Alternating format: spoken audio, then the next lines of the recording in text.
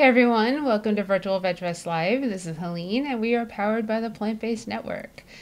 And once again, as I always start, I am excited about our guest today. And, just being here is a positive, and I'm glad that you're here too. If you have any questions or comments while we talk, put them in the little box and we'll definitely address them. Let's say thank you to all of the people that are donating prizes for our monthly raffle, which you can access on the virtualvegfest.com website or our social media. It says, want to win a prize?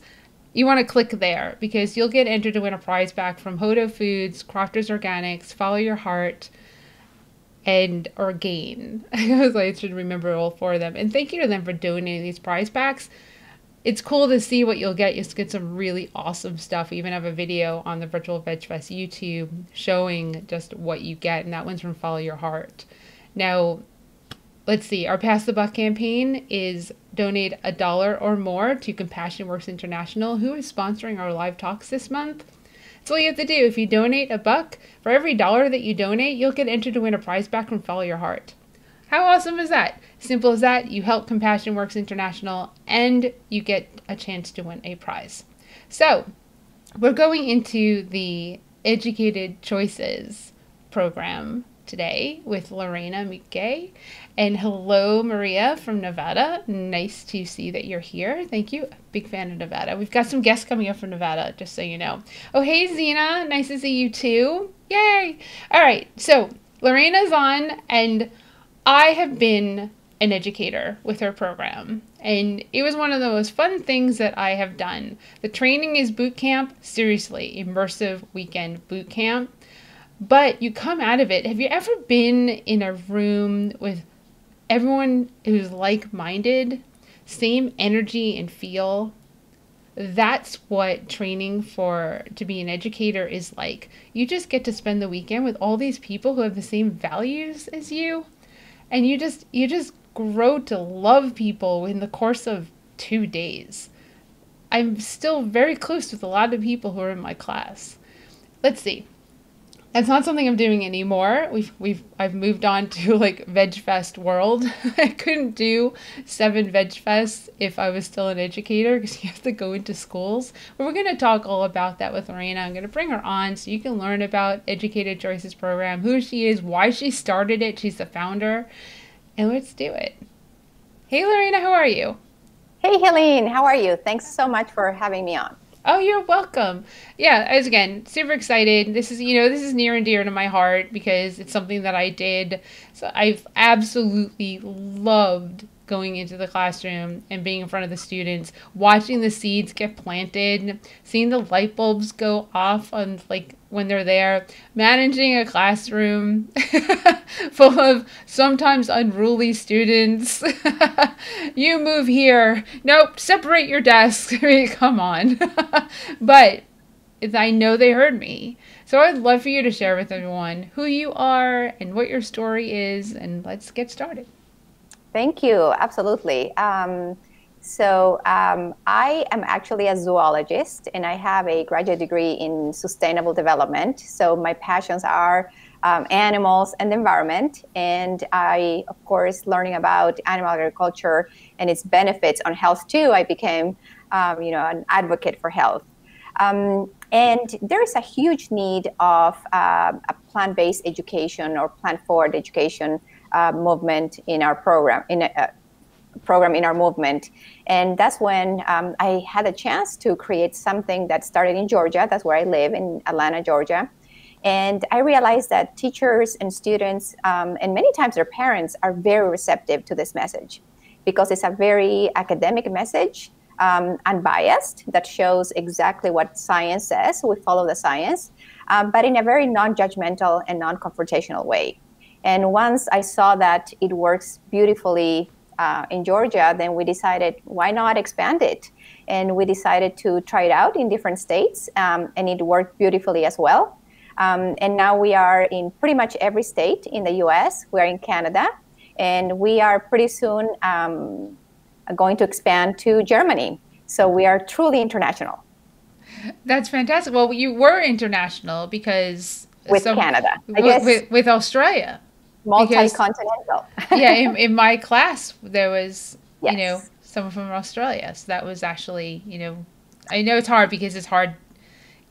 It's not the easiest job at all. It will emotionally and physically, you don't realize how much shape you have to be in to go teach classes.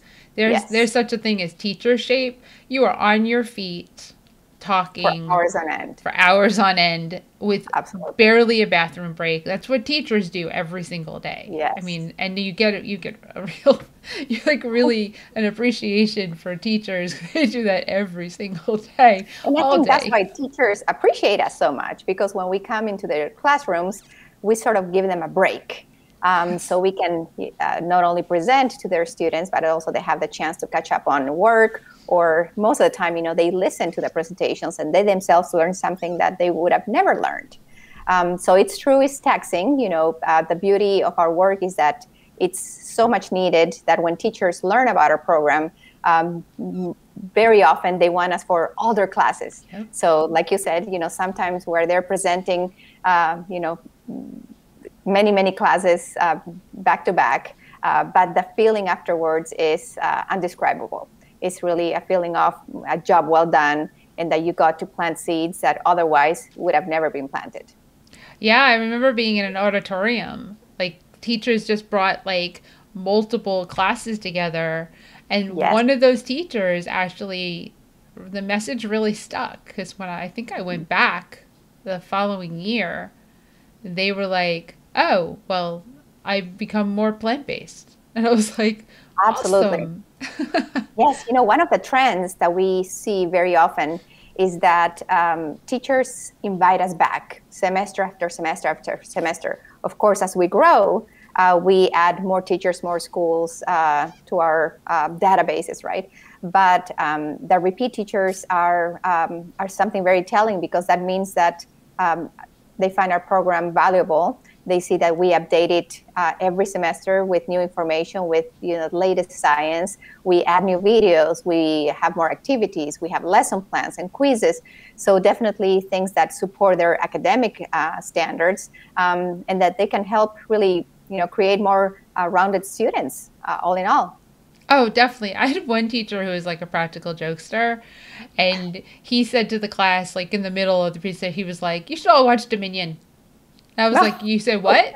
I said, "You just asked your students to do what?"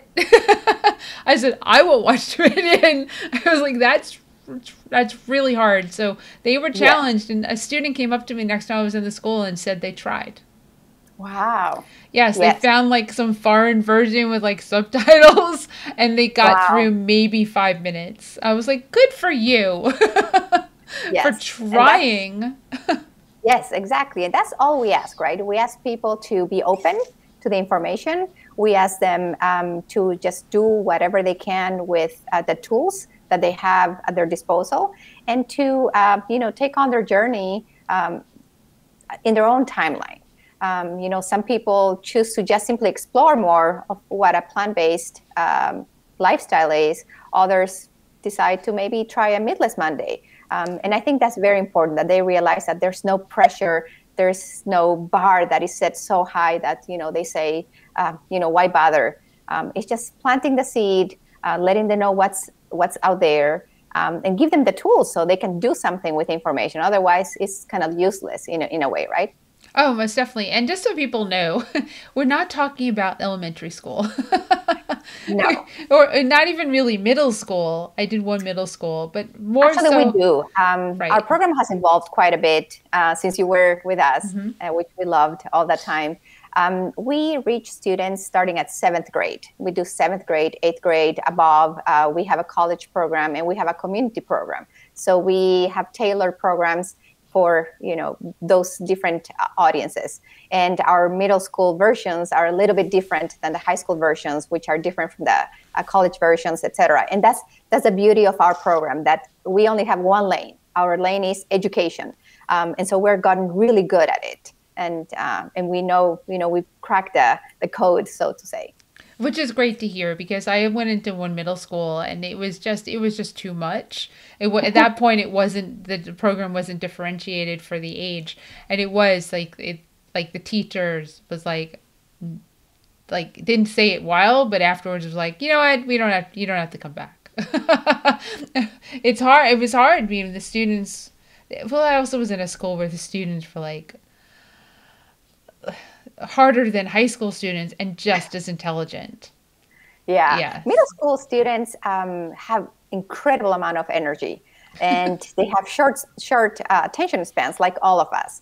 One thing that we've learned is how to pace our presentations with videos, activities, and other things, and get them up and get them engaged in order to keep their attention going for the whole time, because that's the point. We don't want them to tune us out. We want them to be completely engaged in the experience and get a lot out of it, right? Yeah. Do you still do the crates? No, we don't do the crates. We do different activities that don't involve, anyone having to stand up anywhere. Can I talk about that for a second? Because I want to talk about you in regards to the crates, because it was my class. This is the first time you ever did that. So basically we had to bring crates with us for the presentation, and we would ask you students to volunteer to take their shoes off and be in socks. They had to wear socks because this would not have been good if they didn't wear socks. And we had them like bend their knees and like kind of hunch over a little to simulate being in a crate, like a chicken in a In a crate. battery cage. In a battery cage, right? So, and they had to stay up there while I talked. And they would be like, "Can we get down?" No, you can't get down yet. And a funny thing was during our training, Lorena, they would ask for volunteers, and she volunteered. And so finally she got to see. She was like, "Oh, this is really not comfortable." And I was like, "No, it's not." But that was the point of the whole thing. Oh, Paula, hi, Paula. She says hi. There she is. Hey, Oh, Paula. yeah, and Paula's been on too, and Nouse, hi to Nouse as well. Nouse is also in Atlanta, so doing Oh, the okay. vegan Vegfest. Oh, wow. Yes, Okay. so that's in your community too. I was at Paula. We talked about this when she was on. Do you remember she didn't have a car? That was also one of the moments that Paula raised her hand and said, "So, how do I like get the crates to the school? I don't have a car." And I looked at your face and Anne's face and Keith's face, and you all kind of like were like in absolute shock. Like, oh, we hired someone who doesn't have a car? How do you go? She's like, "I ride my bike." Okay. And I know, immediately I saw like all of you think, add to interview question. Do you have a car? Or like, do you live in a city where you can take public transportation where you won't mind? Yeah. Well, that was a long time ago, it seems, right? Because Yeah. now technology and information changed so much. I think it's been many years that we don't use the milk crate, and also the fact that everything is digital now. So nobody has to carry pamphlets or flyers or anything. Everything is digitalized. All you have to do is show a QR code to a student, and they, with their cell phones, they can pull up something. So our program has changed dramatically, and also has become exclusively and very academic. In fact, we work with other academics, collecting data and running a lot of studies because of that, because of the nature of how our program has evolved from a very, maybe a little bit of advocacy on one end to completely academic. And I think that's what has really opened the doors to many more schools out there now, and how even principals see us as, wow, this is really good. This is a really good tool that can help, add to the richness of whatever they're trying to teach. Yeah, that's amazing. I want to go backwards a little and say, like, you started this, and, I know it was just you for a long time. I mean, what was that like? I mean, you just go, "Hey, let me do this." It was great. It was sort of something that someone brought up actually someone by the name Dr. Steve Kaufman, who is an amazing, incredible, smart, compassionate person. And he said, someone should start something like that, and I would like to fund it. And I said, I would love to do it. And it took a while, but obviously my environmental background and my background in science, in animals, and the fact that I went to an agricultural school, to Texas A&M, helped a lot. And I put the presentations together. I knocked it to some classrooms, emailed teachers, and I could see that there was really a need for that. But in my mind, I thought that there were programs like this one everywhere, that this was just something that wasn't here in Georgia.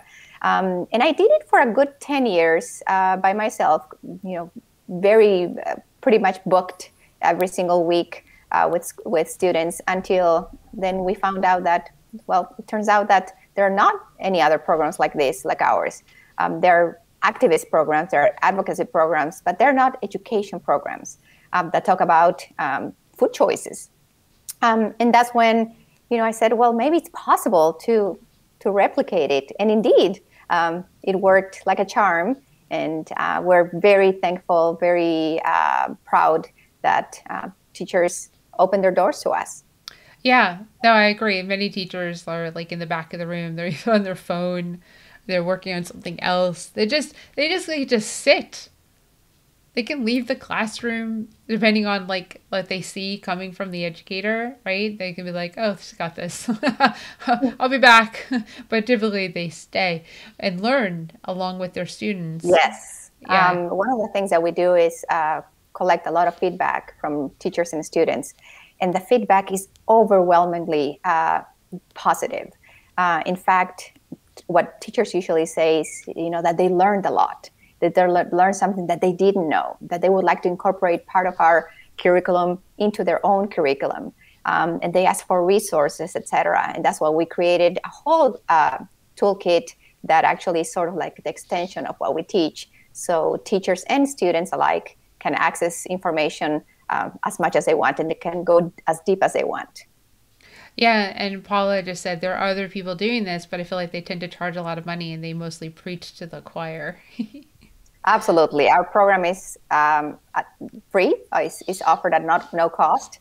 And we always add new things. We see what's going on. For example, when you guys were with us, we didn't have a couple of presentations that we offer now. And one of those is the new food technology presentation that involves plant-based milks and plant-based meats and cell-based meat or cultivated meat, et cetera, et cetera. So we really try to stay up to date and see what's going on in the world of food. And then we, innovate as anyone should. Yeah. No, I mean, you definitely have a couple of people I know who are currently with you. I'm pretty sure Kim, who moved back to Boston, and Heidi on Long Island. So they're two people that I'm friends with that are part of the program. Yeah, no, it's really cool to see that's the word is still being spread out there.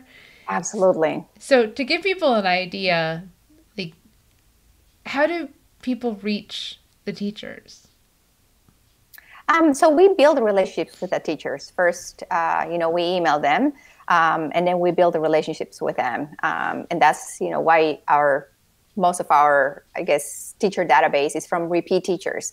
And another thing that we've learned many years ago is that teachers learn about us from other teachers. The word of mouth recommendation is crucial for us. And it seems to be working because when we present to a teacher, invariably they say, let me tell this other teacher about you. Or we're walking in the hall and they say, hey, did you know this educator is presenting to my classes today and they're fantastic. You should book them.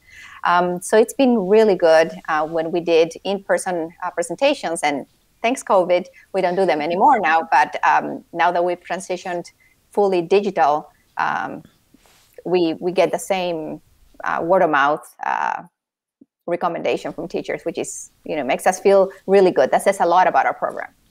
Yeah, so now let's talk about like the pivoting with COVID, because Yeah. that it's a curveball that definitely impacted you and me and a lot of people. Yes. And I'm kind of curious as to how it works. Are the educators just virtually going into classrooms? No. So when I meant digital, I mean not virtual. Our educators are not with us right now. They're staying put until the fall. And what we did is we created fully digital presentations, professionally narrated with videos and graphics, etc., that teachers can access and show live if they are Zooming with their students, or if they have students in their classroom, or that they can share with students at home and students can watch them their own time. And that's really a plus, because then you're not I guess how would I say, you don't have the requisite of having to do it at a certain time. All of them have to be there. You don't have to worry about connectivity and audio and things like that. And there's always, the fact that the chance for students to pause it, rewind it, what happened here, watch it again. So there's a lot of pluses for having something digital in a very, professional way. And reach. Absolutely. The Yeah. sky's the limit now, right? There's no borders. We can reach every corner in the US, in Canada, wherever we are. And it's a beauty, because in the past, obviously, we had educators where we could sustain, right? They could work a certain amount a week, many days a week, no problem. But we couldn't send them to rural areas, for example, or areas where there's just not that many schools. But now we can reach anyone and everywhere. So definitely this digital program is here to stay forever with us. Do you know like the most rural area that you've been able to get the digital program Truthfully, to? I don't. As we've grown so much, we have over 100 educators and 12 staff members. I'm a little bit removed from those details, but I can find out. Yeah, I'd be curious. I mean, with the digital program, because it can go, like, is there a teacher in the middle of Kansas who's Oh, I'm sure. plant-based I'm and sure. says, "Oh, let me show this to my students," even though the parents Yeah. might freak out? Actually, this is the beauty of it. Our program has evolved dramatically, and we have zero concerns when parents watch the digital presentations with their children at home. We have had zero complaints or concerns from parents because of the way that the program is so educational. And we reach teachers who might have never thought about plant-based, but they think that talking about environmental issues or new food technologies or health is important. So, it just depends what they're teaching, what we can support. And they usually at least they're open to learning about us. And we have no problem with them previewing the presentations. So yes, a lot has come out of COVID and out of doing this for so many years. Yeah, definitely. I believe that with anything that's a negative or perceived as a negative, we have to look and see where the positives are. Because there's always Absolutely. positives in every negative. You just have to be Yes. open enough to be able to see them.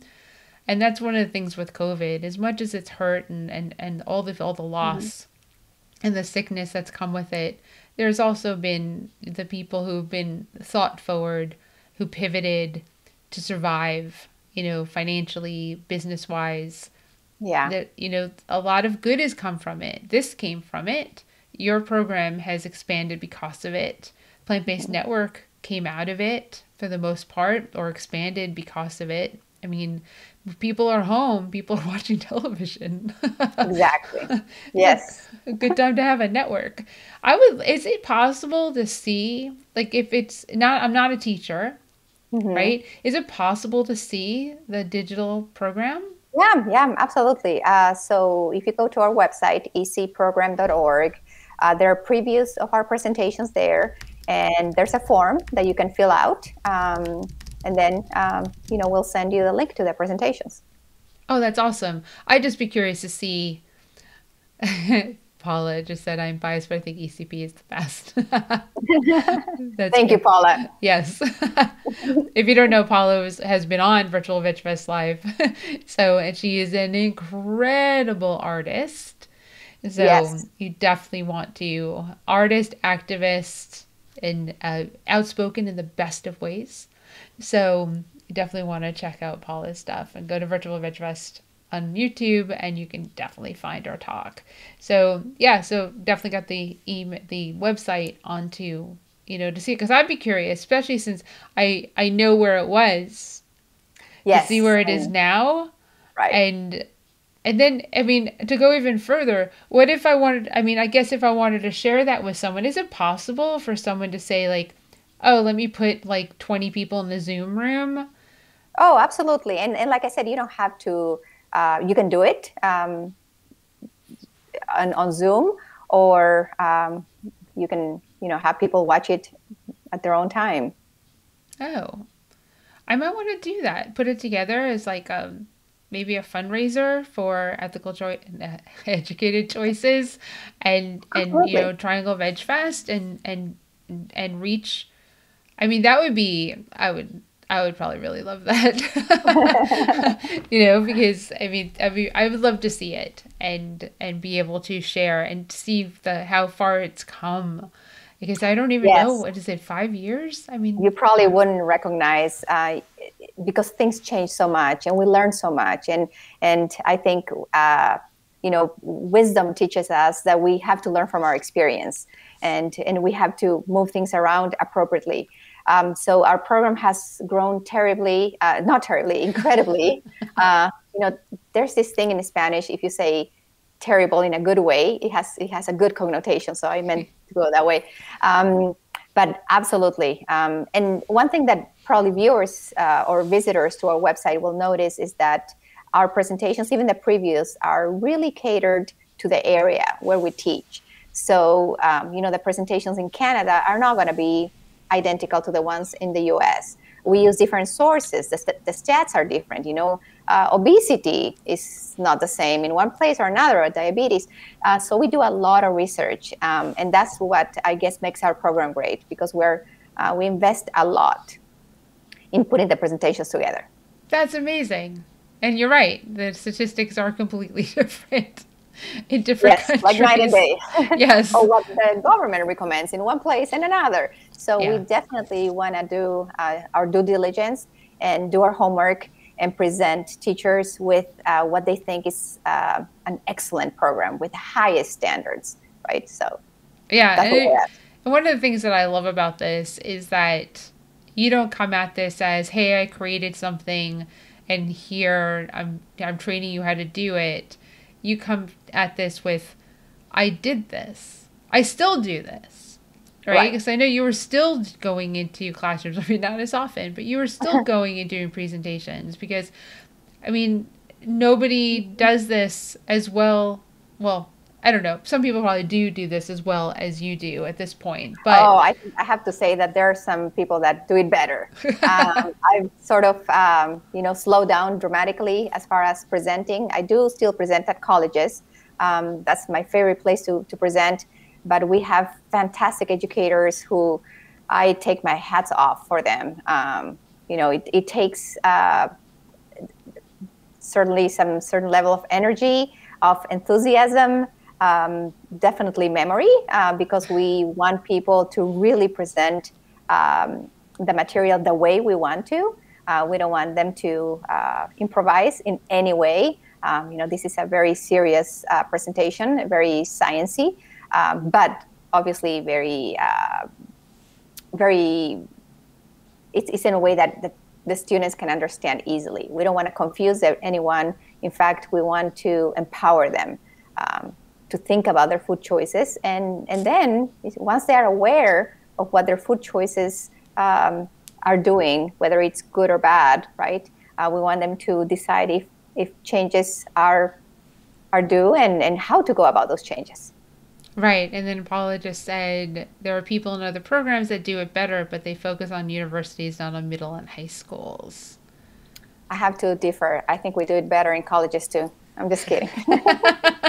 You don't have to be kidding. It's okay, Our dude. college program is really fantastic. And we worked very hard with different academics to really raise the bar. And our, like I said, our middle school program and our high school program and our college program are quite different because, different ages think differently and their needs are differently too.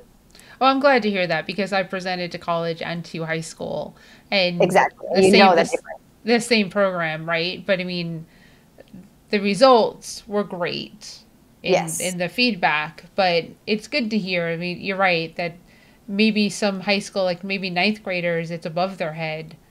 Yeah, right. But, seniors in high school and freshmen in college, they're kind of the same ish, Right. Right. you know?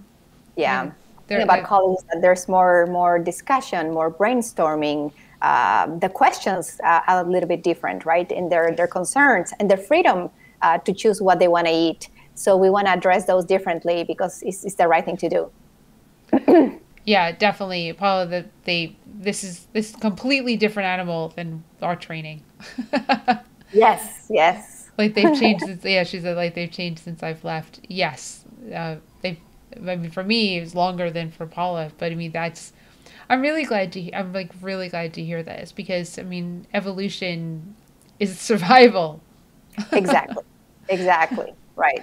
Here's a nice little science plug there from the non-science person. I was like so far from a No, science it's true. person. And you, a non-science person, like you say, you can understand how science can be a really great tool for us if we use it the right way. And that's, I think, what we're doing. We're putting science into practice because the need is so great, right? Most people, especially the future consumers and decision makers, youth, they really don't know the effect of their food choices, the consequences of their food choices. They're aware of the major problems like climate change, right, or pollution, or species extinction, or chronic diseases, but they really don't know that they have the power to change not just themselves but their surroundings, and that's our goal, to help them be agents of change.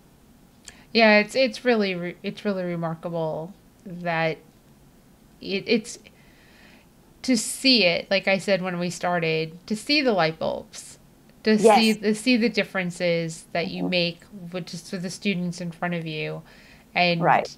and one of the hardest parts. And this is the part that's hard for the educators, I feel, and maybe not anymore because the program probably has morphed into something that doesn't have extremes, and it wasn't that extreme, but emotional extremes that kind of make the students uncomfortable. Hmm. And because of that discomfort, there was reaction, Hmm. and sometimes words that were said that to a lot of the educators was really off-putting or upsetting because the students were making light of what was happening in the Hmm. presentation. It didn't impact me, which doesn't surprise anyone, I'm sure, but I know it impacted other people because it's emotionally draining and physically draining and mentally draining to do this in the first place, in a good way, not in a bad way. This is a really good way. But then you add, the kids. I'm going to be blunt. The kids could be little dicks, and you're like, why am I up here? But I just manage the kids. And one thing that people need to understand: what you bring into that room is what you will get out of those students. If you go in frazzled, you will have a frazzled classroom. If you go in Hmm. confident and like secure, they'll just listen and they'll push, but if you stop it immediately, they stop. But if you don't, they go, crack, let's get in there and let's mess with this person, even with the teacher in the room, and it can throw you off for the whole thing, and that's no fun. And that's something that I came into this already having been in a classroom, right? Hmm. Some of the educators have never been in a classroom. That's like really important to understand that you get what you give when it comes to students in the Hmm. high school and middle school level. College students should be better. It should Yeah, be. and also, like I said, we learn from experience. And one thing is that we know that the teacher is responsible for the class. And if the teacher is not responsible for the class, and students don't want to be there, then our educator doesn't have to be go to great lengths just to have one person listen to them. We make sure that our educators are respected, and if there's no respect, then the educator has no business being in that classroom. But so when that's understood, when the teacher knows that the teacher is responsible for the control of the behavior of the students, I think there's always better results. There are always better results. And it should be. There was one time that I went and there was a sub. And yes, that we don't do was, subs yeah, and you anymore. didn't know. I mean, the teacher had like an emergency. And what I heard was that that teacher probably would have been worse than the sub. There was a whole issue with the teacher. So I literally had to give them like would you treat people?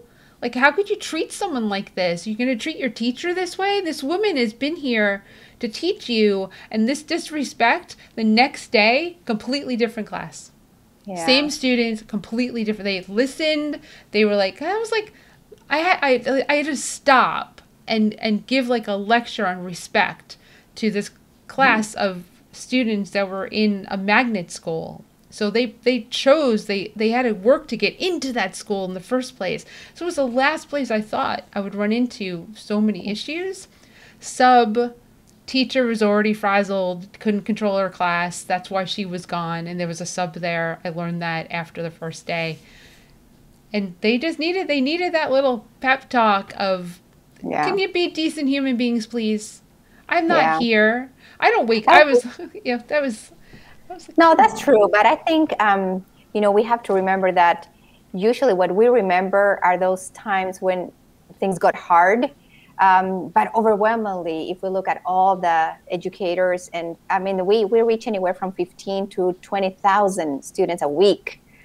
So that's thousands and thousands and thousands of classrooms every single week that we send educators to. And one might have a, not so good experience, but 103 of the rest had an amazing experience. And that's what we see, that by far, when teachers invite us into the classrooms and students, they're glued to the information. They ask questions, they participate. And like I said, we've learned a lot more about how to keep students engaged with not just activities that involve getting up, showing cards or answering questions, or write things down, answer quizzes, so many different things, and put so many more videos and interactive things to keep them going. And that helps a lot. It helps the teacher, it helps us, and also they absorb the information better, because I have 3 kids. I should have known that better, but we learn with experience that not every kid learns the same way. Some kids are more visual, some kids are more tactiles, etc. So we're trying to make that presentations better and better, so that attention span doesn't throw us a curveball, right? Yeah, no, and just know, like, that wasn't a bad experience for me. And obviously, the next day, the students were like, I was like, are they the same kids? It was shocking, absolutely shocking that they were like, and the just needed a little wake up call, right? Yeah, and the sub thanked me. I mean, thanked me, because I was like, no, I shouldn't have to do this. And the other thing, which is really funny, the other thing which is really funny is that I don't even, I think I lost it. It's gone. But I want to I want to kind of pivot into your daughters. So if you're in Atlanta, which is one of my favorite cities, because I come down, I go to the Atlanta Vegfest, I MC one of the rooms, I help Lee, one of my favorite events, which I hope comes back soon, so I can come down to Atlanta and eat, because V-Green, I mean, you live close to there. The Loving Hut that's close to your house, one of the top Loving Huts I've eaten at in the country. And I mean, there's so many wonderful things about Atlanta. Not the traffic, but there's so many wonderful things about this city. And your daughters, who are twins, what'd they do? Well, they actually are vegan from birth, right? So that's a big part of their lifestyle. And we love to eat like everyone else. And we are chocoholics and we love desserts. So the pandemic really, was tough on everyone, especially on young kids. They're 12, so almost teenagers. And since they had so much time in their hands, they can't go to the movies or to the mall or things like that, or play sports and other things. They decided to start their own baking business, plant-based baking business. So yes, we're enjoying maybe too much sugar every day, but we're happy. I know, and it's really cool because I've seen the Thank posts you. online and the pictures of what they're creating, and it Yes, looks absolutely incredible. thank you. And I know that it's become a great success for them. And it's I mean, how proud as a parent can you be when you watch your 12-year-old kids, or probably 11, because it's been, I don't know if a birthday happened in between, but No, they were 12 already. Yeah. okay, so you're 12-year-old girls, and they just kind of said, "We're gonna start a business. You're good at this, I'm Yes, good at that." You it's know? been great. It's sort of a realization that it turns out that what we've been teaching them, it's stuck, right? Right. And that they're becoming little independent people, that they're putting thought and passion, and that they're committed to something, and that's really cool. Besides the fact that the business might work or not, is everything that goes into that, and that gives them life experience, that teaches them responsibility, that teaches them that not everything comes easy, and that you have to work hard to achieve your goals. So it's been great, and I love watching them. I love watching them struggle, and I love watching them succeed. So it's been great for all of us. Yeah, it's hard. One thing that people need to understand, when you go to buy like a vegan cake, like a three layer, like 9-inch cake will go with that, right? Right. That doesn't just miraculously happen. Like, No. let's just like snap our fingers and cake is made. There's a Hmm. lot of work that goes Yeah. into not just the baking of the cake, the decorating of the cake, everything, making all the layers even, the frosting even, making it beautiful. That's Hmm. why that cake is like $75, Right.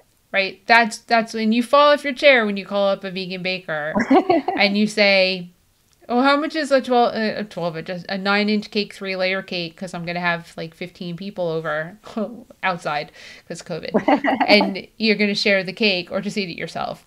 The Right. cake is $75, and Right. there's a reason for that. No, the flour, no, it's not expensive.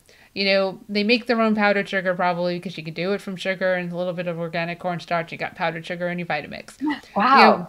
I didn't know that.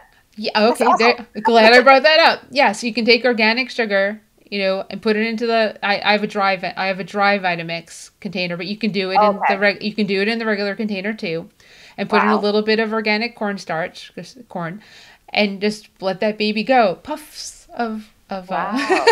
puffs of powdered sugar all over the place, but encapsulated in your container. And Right. that's it. That's all. That's all That's powdered all there sugar is. That's right. is. And Exactly. the blender is strong enough to do that, so you don't have to buy it. You can make your Right. own. Oh, I'm so glad I brought Right. that up. So Yes. there's all these things. Obviously, plant based, whatever the modem is to bind it, plant based egg somehow. So whatever it is that's being used, whether it's Or applesauce, butter, tofu, whatever. oh the Absolutely. vegan butter. So yeah, The the cream cheese. ingredients, right. The ingredients aren't overly expensive, Right. but It's a work. it's the labor that goes It's a into labor. that cake. So next Yes. time you order a cake, whether it's if you're in Atlanta from the daughters or if it's anywhere in the country of the world, please factor that in, that baker has spent, doesn't just put their energy into that cake, their love for what they do is in that cake, Yeah. which is absolutely delicious, and you will feel that when you're eating it, even though it Yes. costs you $75. Yes. People that love cooking or baking, it's true. They put everything into that. It's not just the ingredients or the material. It's how it looks, how it's packaged.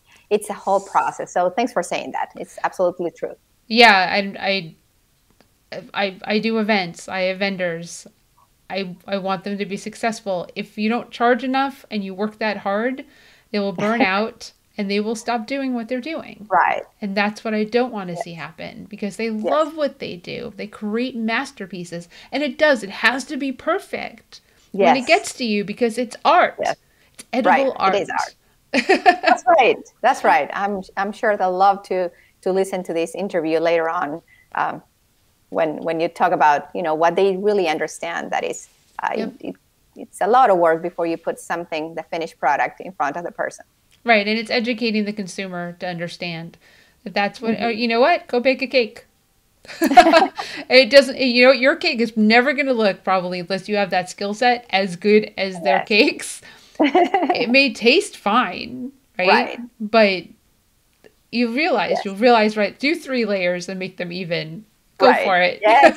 Exactly. That is Right. so true. And then the frosting, making sure the frosting's the right thickness. Being patient enough to frost the cake after it's cooled. Yes. Who Yes. does that? I don't. You have melted frosting. That's true. That is So, so true. right, all these little things. So completely gravitated towards something else.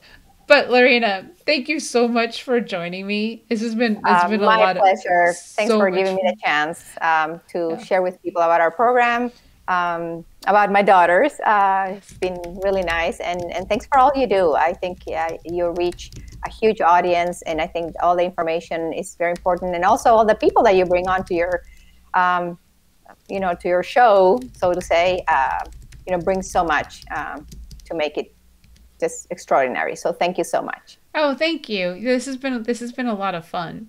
I mean, it's really been a lot of fun. And we were talking before we went live that I'm almost at 100 episodes. It's coming up. Well, congratulations. That's a huge number. It's not easy to reach. So good for you. Very, Thank very good. you. So I put the website and their educated choices on Instagram if you want to reach out. Is there any other way that someone can reach out to you if they want to talk to you directly? Yeah, absolutely. There's our main email is on our website, and the person that checks that account forwards it to whoever needs to read. So feel free to email us there. And if you need to contact me, do so, and I promise I will respond. Ooh. There we go. So put that part of this, and we got that. Well, Lorena, thank you so much. I hope you have a great rest of your. It's Thursday, right? Great rest of your Yes, Thursday, and thank you. I'm sure I will talk with you soon. We will. Thank you so much. No problem. Bye. Bye bye, everyone. So everyone, thank you so much for joining us for our Thursday edition of Virtual Vegfest Live. Please go to YouTube and subscribe or enter our contest because that's one of the ways that you can win a prize is by subscribing to our YouTube. It would be really helpful. So wear a mask, please. Over your nose, under your chin. Really important that you wear it this way. Why? Well, if you don't cover your nose, connect it to your lungs, and a nifty thing called COVID can, make you sick. Thank you so much, Paul. I'm really glad that you joined us today. So make sure you wear your mask. And now, double mask. So this isn't enough. You want like a KN95 mask, which is a more medical mask that actually covers you. I do have one. I should probably get one and bring it up for these lives. And then put your cotton mask, like your fun mask that you have, like everyone's gotten over the course of like the last year. Put that over the KN95 mask. And that's if you're going to go out, go to a store, be in public. Now, if you have the means, please go and order takeout or curbside pickup from your favorite vegan and plant-based restaurants all over the world and the restaurants that are vegan and plant-based friendly. Do that because, well, COVID's really impacted them, and we want to be able to go eat at these restaurants, food trucks, whatever it is, when the pandemic is concluded and we feel safe. Well, I feel safe sitting in a restaurant again. So that's what we'd love for you to do if you can. If you, like I said, if you have the means. So we are back on Saturday at 4 p.m. Eastern Standard Time with Holly McKinnon. She is the founder of Small Seed Bars. well, small seed bar actually, and she's doing a cooking demo. I don't know what she's cooking, but it's going to be good. She is also a new cookbook author, so we get to meet her and learn about everything that she's doing. So have a great rest of your night. Stay safe, be kind, and we will see you soon. Bye.